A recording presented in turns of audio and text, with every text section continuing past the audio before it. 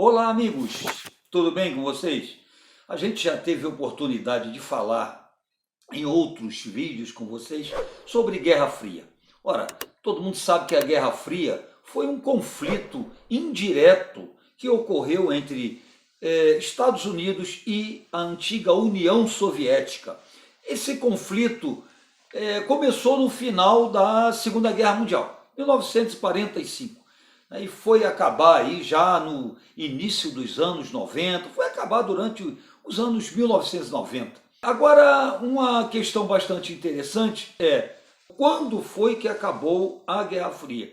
Está se falando muito no retorno da Guerra Fria, né, com esse conflito lá na Ucrânia agora, mas a Guerra Fria, a gente pode dizer que teve o começo do seu fim, né, no ano de 1985.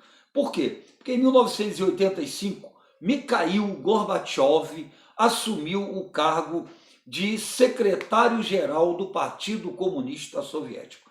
Naquela época existia, né, a antiga União das Repúblicas Soviéticas. E o secretário-geral do Partido Comunista Soviético é que efetivamente governava a antiga União Soviética. Naquela época, a Rússia, que era o coração aí da antiga União Soviética, vivia uma situação econômica muito complicada, uma situação política marcada por muitos casos, muitos escândalos de corrupção e uma economia claramente deteriorada, uma economia que não avançava, meio travada, né? E aí o que aconteceu?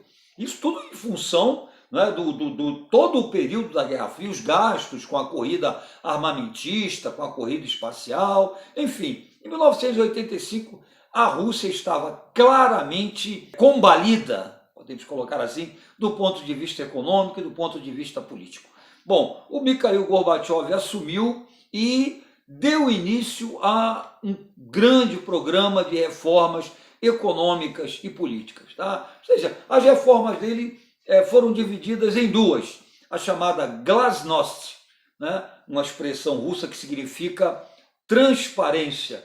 E a outra parte aí dessas reformas seria a perestroika, palavra russa que significa reestruturação, ou seja, transparência na política e reestruturação na economia. Ora, e quais foram os principais pontos tanto da glasnost quanto da perestroika? Vamos lá, vou colocar para vocês alguns desses pontos. A reforma política glasnost propunha, entre outras coisas, a libertação de presos políticos. Era grande a quantidade de presos políticos na Rússia naquele momento. Regime autoritário, opressor. Em segundo ponto aqui seria a demissão de funcionários corruptos. A corrupção naquele momento era um problema sério, tá, na Rússia. Outro ponto importante que a gente poderia destacar para vocês: fim da censura à imprensa. Não só a imprensa, mas também a livros, né? Enfim. Outro ponto importante: a implantação do pluripartidarismo, ou seja, o país deixaria de ser, né, um Estado com um partido único. Em relação à perestroika, a reforma econômica, a gente pode destacar os seguintes pontos. Primeiro, corte nos gastos militares. Segundo, redução do monopólio estatal sobre alguns setores econômicos. A ideia seria, né, uma privatização ou uma abertura, né, para a iniciativa privada em alguns setores econômicos. Outro, a abertura do país ao capital estrangeiro. Então, esses foram alguns pontos das reformas político-econômicas propostas pelo Mikhail Gorbachev. Mas, né, isso não foi fácil. Ocorreram algumas dificuldades. E essas dificuldades foram de natureza política e de natureza econômica. De natureza política a gente pode citar o quê? Ora, dentro do Partido Comunista Soviético existia, como existe, né, a chamada linha dura, né, que é mais resistente a qualquer forma de transição desse modelo político para, né, algumas aberturas democráticas.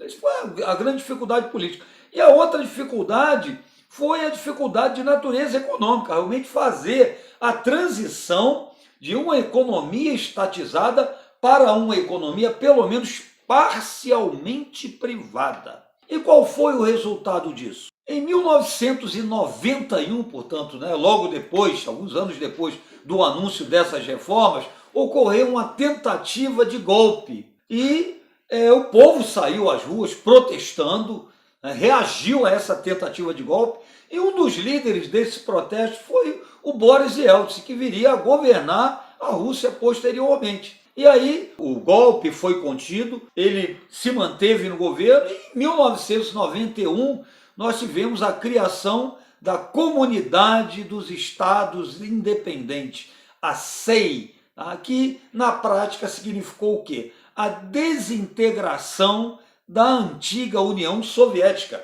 que era formada por várias repúblicas. Enfim, essas repúblicas saíram do controle soviético e passaram a formar estados independentes. Então, na prática, a antiga União das Repúblicas Socialistas Soviéticas, ela se fragmentou. E isso foi fundamental para o final da Guerra Fria. Eu diria que foi um acontecimento histórico muito mais importante do que a própria queda do Muro de Berlim, que é também muito citada como símbolo, como marco do final da Guerra Fria. Ora, é claro que o fim e a queda do Muro de Berlim foi algo emblemático, mas ela só aconteceu, na realidade, por causa da fragmentação da antiga União Soviética.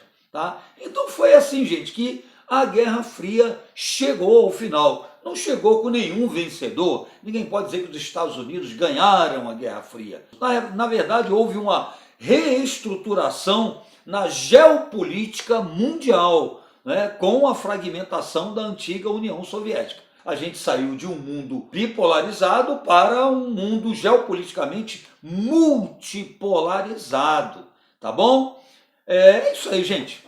Curtiu o vídeo? Ficou claro aí para vocês como é que foi o processo? Fica atento, isso cai muito no Enem. Guerra Fria é um assunto extremamente recorrente, então é bom você ficar atento para o processo que deu início à Guerra Fria e também para a dinâmica e, naturalmente, para o final do processo da chamada Guerra Fria. Se você curtiu o vídeo, deixe aí o seu comentário, deixe sua sugestão de temas para os nossos próximos vídeos. Não deixe aí de se inscrever, não deixe de compartilhar com seus amigos. Tá? Isso também vai ajudar muito a gente aí. Um grande beijo, um abraço polis para vocês e até a próxima.